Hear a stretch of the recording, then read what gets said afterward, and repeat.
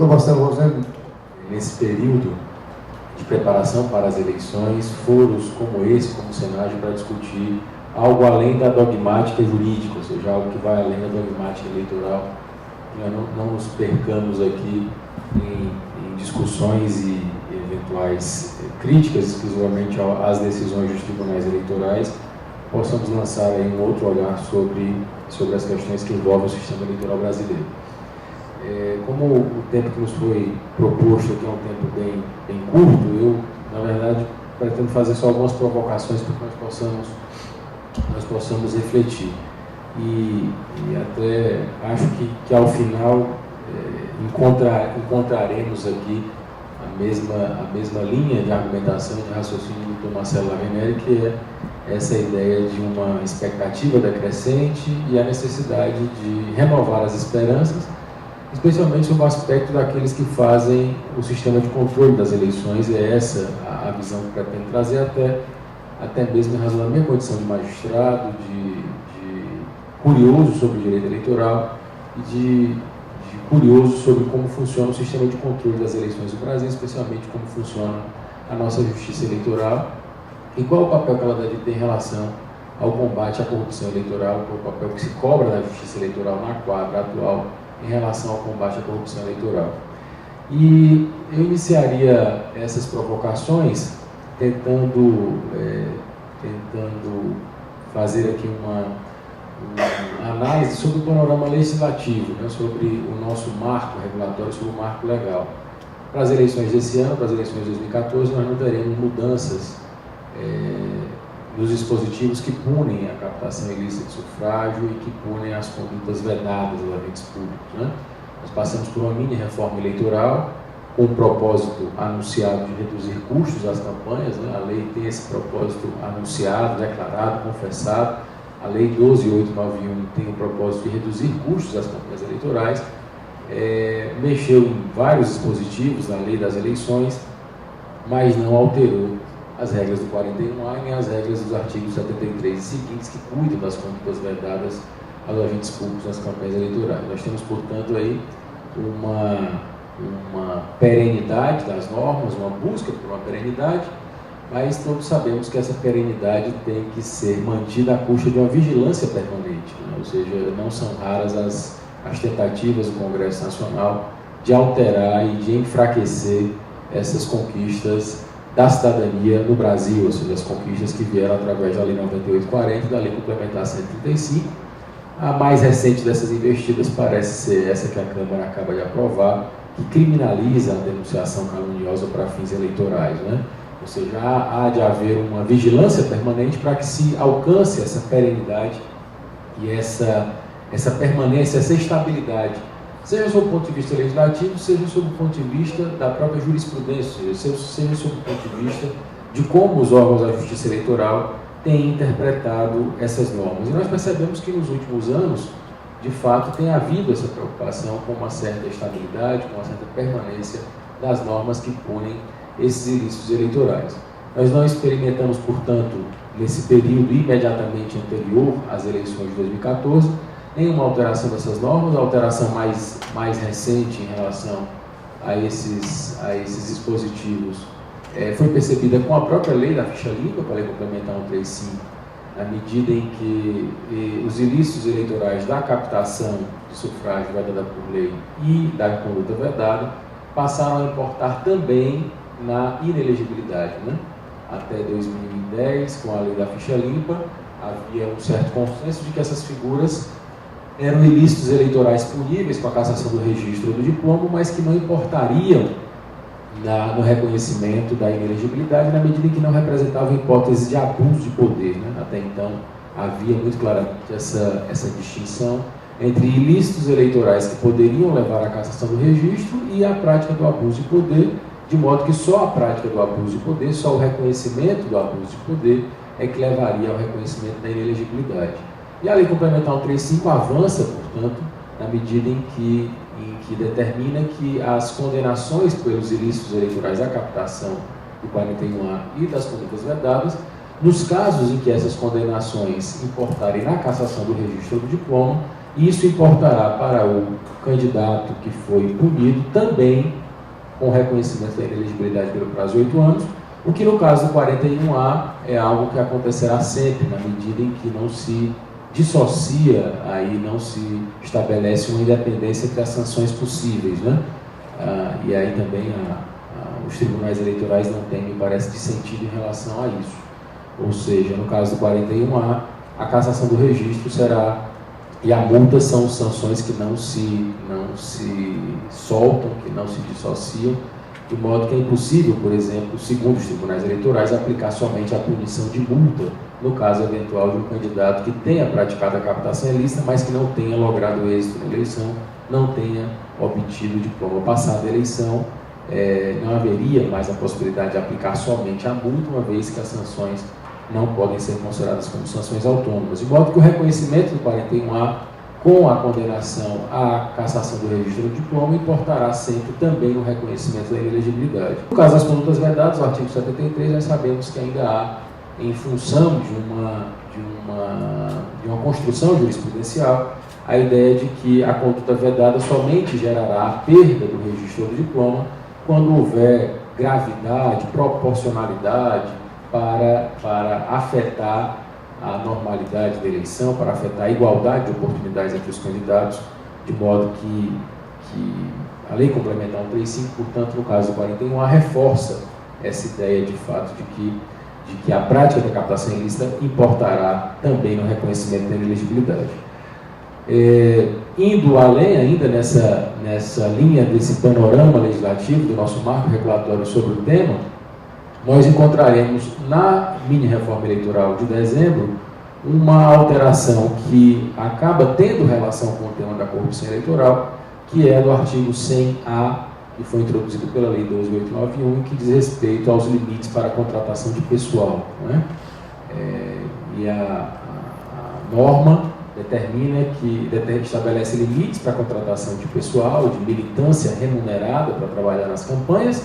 e ao final diz que a extrapolação daqueles limites, ou seja, a inobservância dos limites, acarretará consequências no campo penal, no artigo 299 do Código Eleitoral. E aí, muito claramente, parece que há uma opção de fugir do 41A, né? A lei, me parece, poderia muito facilmente ter dito que contratar pessoal além do limite legal importaria na prática do 41A e do artigo 299 do Código Eleitoral, porque não haveria problema algum em se reconhecer a prática e a convivência aí entre os dois ilícitos, o ilícito civil eleitoral e o ilícito penal eleitoral.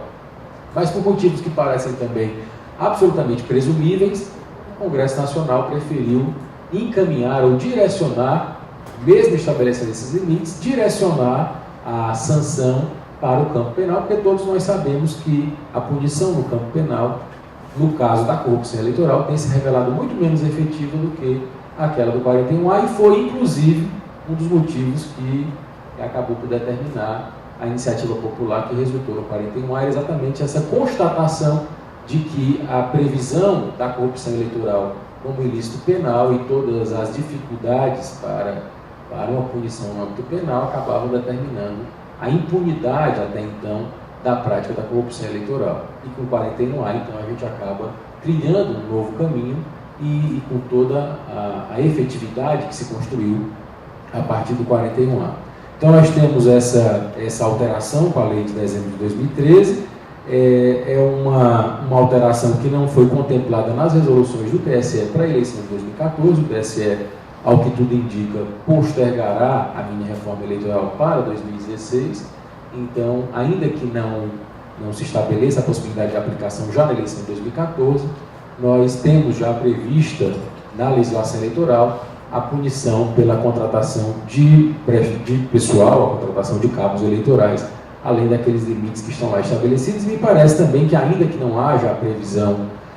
da lei em relação à punição pelo 41A, no caso de contratação além dos limites legais, é plenamente possível que isso aconteça na medida em que a própria jurisprudência dos tribunais eleitorais já tem precedentes, no sentido de que a compra de votos dissimulada, que é feita através da contratação de pessoal, também é passível de punição no âmbito do 41A. Um avanço, portanto, nessa linha, dizendo que já que nós não temos mudanças tão significativas em relação ao panorama legislativo, nós chegamos à análise de como tem se comportado os tribunais eleitorais em relação ao tema. E nós vamos perceber também, em relação aos tribunais eleitorais, uma busca por uma estabilidade na interpretação dessas regras. Muito embora, no ano passado, o Tribunal Superior Eleitoral, de forma surpreendente, tenha patrocinado uma mudança de jurisprudência que afetou muito diretamente a punição da corrupção eleitoral, que foi a declaração de inconstitucionalidade do recurso contra a expedição de diploma, no momento em que, segundo os meios de comunicação, havia pelo menos 10 recursos contra a expedição de diploma envolvendo mandatos de governadores de estado que estavam tramitando no TSE, e por uma interpretação dada naquele momento por 4 votos a 3, o TSE declarou a inconstitucionalidade do recurso contra a expedição de diploma nos casos em que o recurso tivesse por objeto abuso de poder econômico ou 41A. A ideia inicial, né, era de que houvesse uma extinção de todas aquelas ações que tramitavam até ali, mas por uma modulação ou moderação proposta naquele momento, se entendeu pela conversão daqueles recursos contra a expedição de diploma em ações de impugnação de mandato eletivo e o retorno desses processos para os tribunais locais para que eles pudessem processar e julgar como ações de impugnação de mandato eletivo. E parece muito claramente que essa viragem jurisprudencial, essa mudança repentina, surpreendente na jurisprudência, através da declaração de inconstitucionalidade de uma norma que por mais de 25 anos foi aplicada sem um questionamento mais fundado em relação a isso, né? Ou seja, a Constituição é de 1988, o recurso contra a expedição de diploma já está previsto no Código Eleitoral desde 65, e depois de entrar no vigor da Constituição, depois da promulgação da Constituição, o recurso contra a expedição de diploma continuou sendo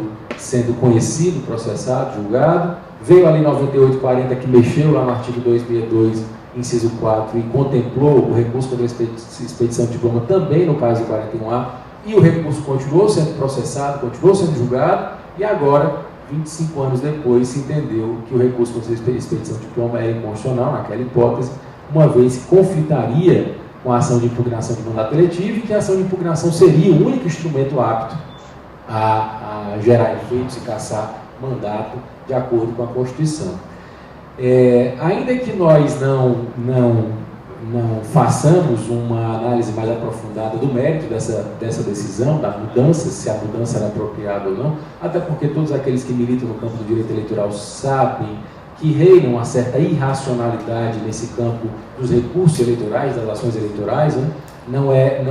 Não se concebe como um mesmo fato possa ser objeto de 3, 4 ações, ensejar 3, 4 instruções, e a possibilidade de 3 ou 4 decisões, inclusive conflitantes.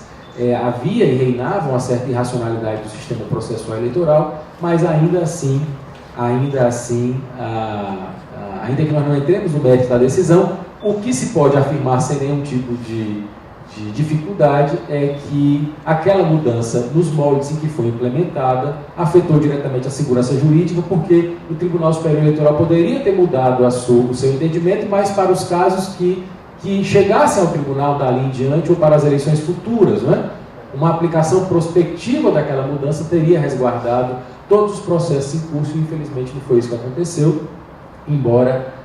inclusive, a jurisprudência do Supremo Tribunal Federal indicasse nesse sentido, porque naquele caso, que todos devem recordar dos prefeitos itinerantes, o Supremo Tribunal Federal entendeu que a mudança na jurisprudência do TSE deveria ter uma aplicação prospectiva e não deveria se aplicar àqueles que já haviam concorrido e haviam logrado êxito na eleição, uma vez que quando se lançaram candidatos, a jurisprudência do TSE admitia a figura do prefeito itinerante. Depois houve a mudança, e essa mudança não deveria alcançar os casos passados. No caso do recurso contra a expedição de diploma, isso não foi ventilado, ou seja, não se ventilou a possibilidade de modular efeitos no sentido de uma aplicação para os casos futuros, resguardando os casos passados. E o que é que se gerou em razão disso? A situação em que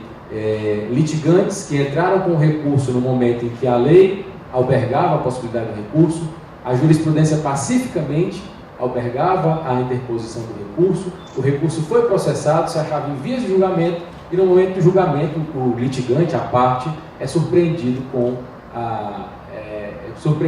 decisão que diz: essa ação é inconstitucional, ela não cabe mais, vai ser simplesmente fulminada, né? E eu desenvolvi um estudo sobre esse tema, inclusive, sobre o aspecto dos direitos processuais adquiridos, né? O direito que a parte tem em não ser afetada por uma mudança repentina como essa, e que acabou, em alguma medida, prejudicando diversas demandas eleitorais que estão em curso no Tribunal Superior Eleitoral, inclusive porque o retorno dessas ações às instâncias de origem acarretará fatalmente um retardamento na conclusão dos processos e num pronunciamento definitivo por parte da Justiça Eleitoral. Essa certa irracionalidade do sistema nos remete também a um tema que me parece ser ainda absolutamente presente, que é o fato de como o nosso ordenamento trata a possibilidade de que candidatos com eleições contestadas tomem posse e exerçam os mandatos, né? Esse parece que continua sendo o ponto fundamental do nosso sistema.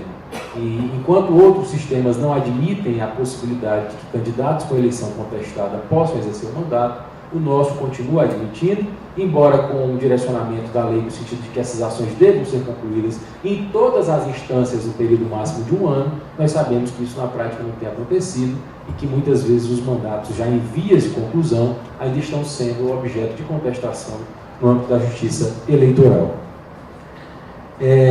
Eu avanço já no sentido da conclusão aqui da minha intervenção, lembrando, portanto, que nesse arcabouço, seja o arcabouço normativo, seja o papel dos tribunais eleitorais, a provocação que eu gostaria de trazer é no sentido de como os nossos órgãos de controle das eleições têm se comportado em relação ao combate à corrupção eleitoral. E faço questão de lembrar que o combate à corrupção eleitoral, o combate à influência do poder econômico, ao abuso do poder político, são valores constitucionais, né? A Justiça Eleitoral, quando aplica essas normas, não o faz por uma postura panfletária, não o faz porque deseja a depuração do processo eleitoral. A Justiça o faz única e exclusivamente, ou pelo menos primacialmente, com a finalidade de cumprir a Constituição e de tornar efetivos os valores constitucionais, né? E, em última análise, quando nós tratamos do tema da captação ilícita, do tema das condutas vedadas, até numa postura que transcenda a mera dogmática eleitoral, eu não vou discutir aqui se o 41 protege a liberdade do eleitor, se o 73 protege a igualdade de oportunidades. Em última análise, as duas infrações, os dois ilícitos, vão encontrar como fundamento a ideia da igualdade de oportunidades, ou seja, a captação ilícita e a conduta vedada geram desequilíbrio entre os candidatos. O desequilíbrio gera uma violação à igualdade de oportunidades das competições eleitorais e, em última ou em ultíssima ratio, em ultíssima análise, gera uma violação ao valor da legitimidade da eleição. Não é? Se nós pensarmos o princípio da igualdade de oportunidades enquanto elemento viabilizador da legitimidade da eleição, essas infrações, essas violações vão afetar diretamente a ideia de legitimidade da eleição. E a Justiça Eleitoral, enquanto guardiã desse valor constitucional da legitimidade da eleição, me parece, deva ter uma postura absolutamente incisiva, uma postura absolutamente inflexível em relação aos abusos que são cometidos. E me preocupa muito quando nós, às vésperas do período eleitoral, temos um aceno por parte do Tribunal Superior Eleitoral no sentido de flexibilizar a legislação. Me parece que o que se cobra é uma postura absolutamente distinta. Não é a de flexibilizar, é a de que nós tenhamos uma aplicação cada vez mais comprometida com a hermenêutica que a Constituição nos cobra. Né? Com uma hermenêutica que a Constituição nos cobra. E me preocupa muito uma postura de flexibilização, ainda mais quando nós temos em vista que os tribunais eleitorais e os juízes eleitorais brasileiros seguem quase que, em todos os casos, aquilo que o TSE decide. Há uma postura de seguir fielmente os precedentes do TSE. E isso tem me incomodado, eu tenho sempre que tenho a oportunidade de falar, colocado isso para juízes e promotores eleitorais. Essa época é uma época de vários eventos no Brasil todo. Nós temos participado de vários eventos do Brasil todo, que são eventos preparatórios para as eleições, e tenho sempre deixado essa mensagem, de que nós temos uma postura criativa, de que nós temos uma postura reflexiva e que nós não estejamos sempre vinculados a seguir aquilo que o TSE decidiu. Até porque, se nós não propusermos interpretações distintas, diversas, o TSE não vai conseguir evoluir em relação à sua jurisprudência. Parece que se cobra isso. A ideia de um intérprete, de um juiz eleitoral, de um juiz constitucional eleitoral, que tenha compromisso com uma hermenêutica constitucional adequada no campo dos direitos políticos, que é exatamente essa, de resguardar a legitimidade da eleição, ainda mais no quadro, já vou concluir, ainda mais no quadro em que nós sabemos que o próprio sistema admite uma série de desequilíbrios, admite uma série de desigualdades. E quando falo isso, me reporto à questão do financiamento misto, a possibilidade de captação de recursos de empresas e de particulares, me reporto à possibilidade de doações com limites também flexíveis, 10% sobre o faturamento, 10% sobre os rendimentos brutos, 2% sobre o faturamento bruto. Esses limites flexíveis acabam resultando em desequilíbrio. Me reporto às regras muito pouco equânimes de rateio do fundo partidário, né? Os dados apontam que em 2013 o fundo partidário recebeu um aporte de quase 300 milhões de reais, quer dizer, não é pouco dinheiro, não é pouca verba que está saindo do Tesouro para os partidos políticos e com regras muito pouco equânimes. Falo também da distribuição no acesso ao rádio e à TV.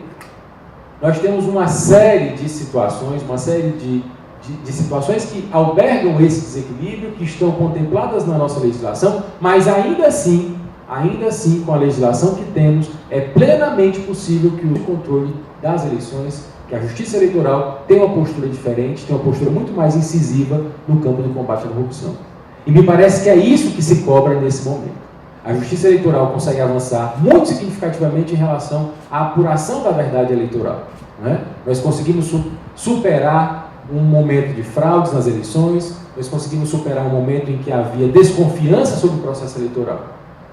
A urna eletrônica é uma conquista plenamente consolidada, nós conseguimos, sob esse aspecto de auscultar a vontade do eleitor, nós conseguimos avançar muito significativamente. Nós temos hoje plenamente consolidado o sistema. A questão é, e o que é que falta? Falta garantir que o eleitor tenha a liberdade assegurada.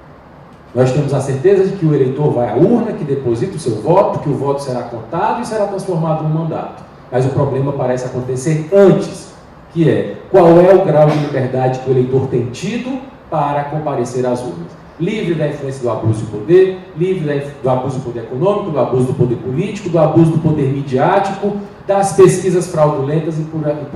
daí em diante. E parece que é essa postura que se cobra da Justiça Eleitoral. Uma postura muito mais comprometida em resguardar a liberdade do eleitor.